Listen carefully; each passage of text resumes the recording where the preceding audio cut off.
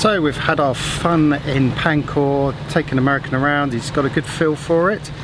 Right now he's naked and showering on the back of the boat. Do you want a quick look? Anyway, we're going back to Lumut, but we're going to go somewhere a little bit different. And without giving too much away, Jamie and American are about to take us on a very interesting cultural trip a little further down the coast. This is something that Jamie and I are going to discuss in a little more detail later on, because it did throw up a few questions that I wanted to look into in more detail. Do keep watching, because we have a special announcement to make a little later on, which we hope you're going to enjoy. But for now, Jamie and American and Esper are all heading towards the naval base outside Lumut, where they're going to anchor. Let's have a look. If you remember in one of the previous recent episodes, we took you around the old marina, which is now defunct and empty and no longer being used. There was a big battleship there, and here's the next waypoint. Just give me a sec, hold on. I'll make sure I keep pointing this way so you don't see American's naked body. So, we're going to go up to this area and anchor there, which puts us pretty much outside Lumut town centre, so it's nice and convenient for nipping into town. We've run out of eggs and tomatoes, and so we need to do a little bit of shopping. In the meantime, it's just a pretty flat, calm day. Over in the corner of Pankor, well, rather Lumut mainland, is a very, very big industrial shipping container area. And around the corner from there is a huge power plant. So you see a lot of these big ships. You can see one over my shoulder right now. They're all anchored here, dropping stuff off and picking stuff up. So it's quite busy, and the channel in between Pankor Island and the mainland can also be quite busy as well. But yeah, it's a calm day, and American is now clean, so everything's good.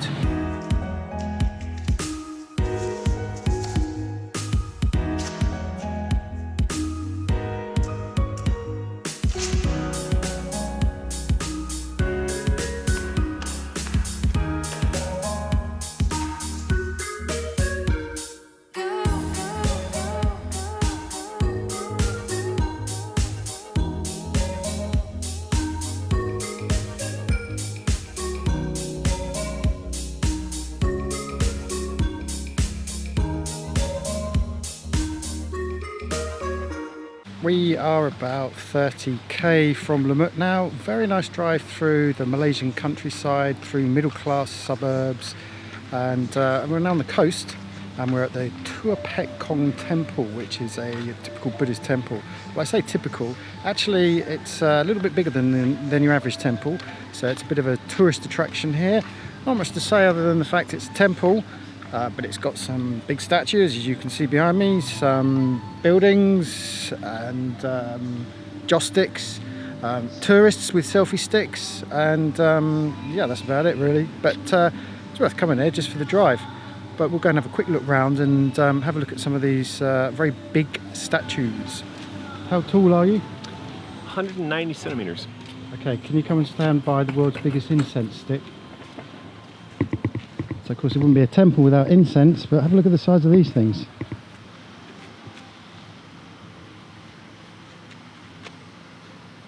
Hi, Mom.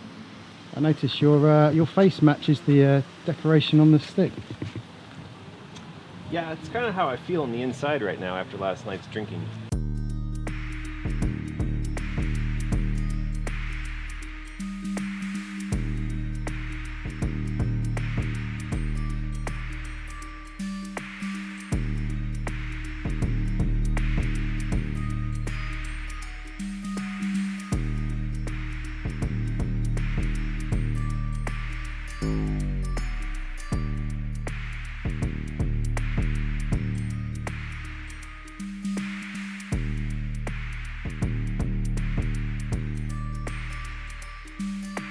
Do you remember Monkey? Monkey!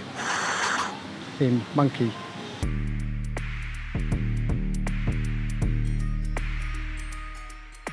Very big, fat Buddha.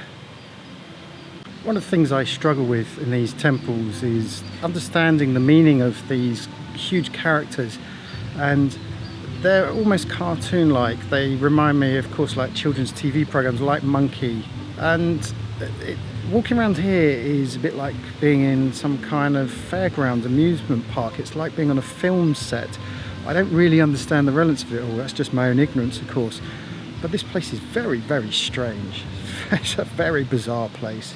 Huge dragon here, and in the entrance, which is his mouth, is a really strong smell of incense. Very nice smell, actually. But let's go and have a look and see what's inside.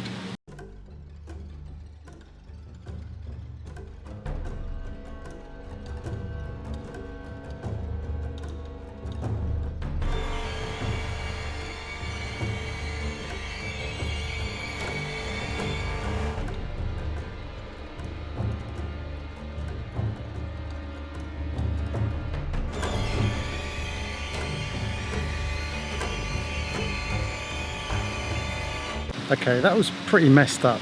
I think there was some really dark shit going on the walls in that dragon, but other than that, it's sort of like a giant, weird amusement park of Buddhist strangeness.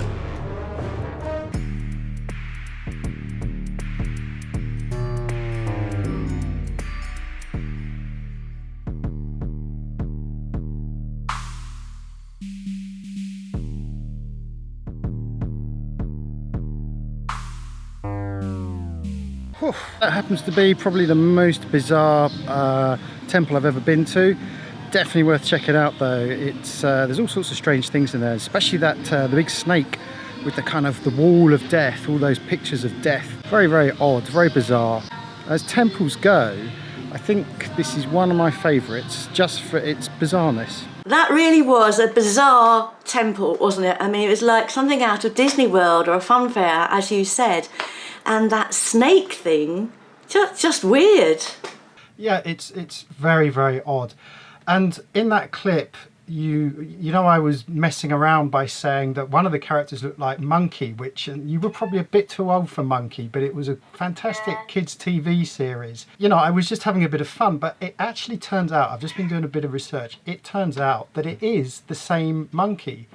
So that monkey statue is called Sun Wukong, although in Malaysia he's known as Sun Gokong, and he comes from a very old story, Chinese story that dates back to the 16th century, I think, called The Journey to the West, and he was one of the original characters who brought about Buddhism. So he and a few other characters travelled from China to India, and is a very important part of Buddhist history. And he had superpowers. He was able to travel about, how many was it? I made a note of it somewhere. He could travel 21,000 kilometers in one somersault. And in the kids' TV program as well, he had special magic powers. So he is a very important character in Buddhism. But yeah, the snake, wow, that was something else. And I asked you to look into that, didn't I? What did you find out? So in Chinese mythology, Dai is the Chinese version of hell, and it's an amalgamation of Taoism, Buddhism, Confucianism and Chinese folk beliefs. Loosely based on the Buddhist concept of Naraka, it consists of an underground maze with various levels and chambers where souls are taken after death to atone for the sins they committed when they were alive. Many Chinese beliefs centre around reincarnation, so sometimes Dai is referred to as purgatory rather than hell, and it's a place where spirits are renewed in preparation for their rebirth. The exact number of levels in Dai and their associated deities differs between Buddhist and Taoist interpretations. Some speak of the 10 courts of hell, each of which is ruled by the 10 Yama kings or judges. Other Chinese legends talk about the 18 levels of hell. It sounds to me a little like Dante's Inferno. I don't know, what do you think? It sounds very, very familiar. Each court deals with a different aspect of atonement, and different punishments are meted out. Most legends claim that sinners are subjected to gruesome tortures until their deaths, after which they are restored to their original state for the torture to start all over again. It's about karma. It's about learning about karma. Basically, do good unto others and you will have a good death and a good reincarnation. But yeah, it's similar to Christian hell, isn't it? Yeah, it's the same message, isn't it? Behave well and you'll be rewarded. And it's not a bad thing. It's the universal thing, I think, that when most of us are taught, be good to others and they'll be good to you. Well, I suppose in our Christian religion, we did have rather macabre and sadistic imagery and iconography in the cathedrals. There is, in Paris, in the Rodin Museum, he did a huge gate, it's a carved gate, and it's called the Gates of Hell. And it's a similar thing. It's got all the different levels and all the different punishments on it, which is pretty horrific. That's why I wanted to show this in this week's episode, was to just give people a little taste of the differences in cultures, but also the similarities as well, and to show that quite often the message is the same. It's just it's just told slightly differently. So at the end of last week's, we asked people to leave questions for us, didn't we? Which was great, and we got loads of questions, as we always do, of course. And then we started to talk about it and develop the idea a bit further, didn't we? Outside of our weekly vlog, which goes out on Thursday, we are going to be putting out 2 more clips during the week, on the Friday and the Saturday, where we take one of your questions and we answer it. And the questions can be about anything to do with what we're doing on the boat. So it could be technical, it could be about our travel experiences, what it's like to live on a boat, what it's like to travel through different cultures, taste different food and meet different people. So just, make it interesting for people. What do you think? Yeah, I agree. And also one of the problems we're getting is that we're getting a lot of questions being asked through social media and messaging and so forth. And we simply don't have time now to answer every question that's coming through. So at least this way, when we get questions that are perhaps universal, that we get asked a lot, we'll have the video and it'll be up there permanently that we can refer people to. So obviously you've been very busy over the last month, but this week, it's a special week, isn't it? It is. I'm coming back. I'm on the plane on Friday. I leave the UK on Friday and I get back on to Espoo on the Saturday night. So this time next week, we'll probably be sailing. So here we are back at the anchorage outside the marina, and just thought I would show you the rather nice sunset we have this evening, which is why I'm completely underexposed, but I've done that on purpose because I haven't had a shave. I'm looking pretty rough and tired, and that is because American and I have had a really good adventurous last 10 days, which I know Liz will appreciate. We got some sailing in, we got some partying in, we met new people, Millie had a great time as well, so it's all good. And right now you can see the anchorage is pretty flat. Having said that, the last couple of nights the squalls have come through. Last night I had 3 squalls, 2 either side of me and then 1 head on, and we were bouncing around quite a bit, so it was a little bit hectic.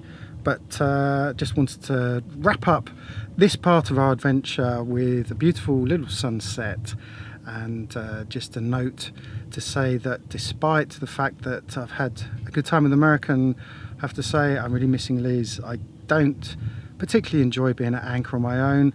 Make the most of it, and it can be quite pleasant, of course, but really I miss Liz.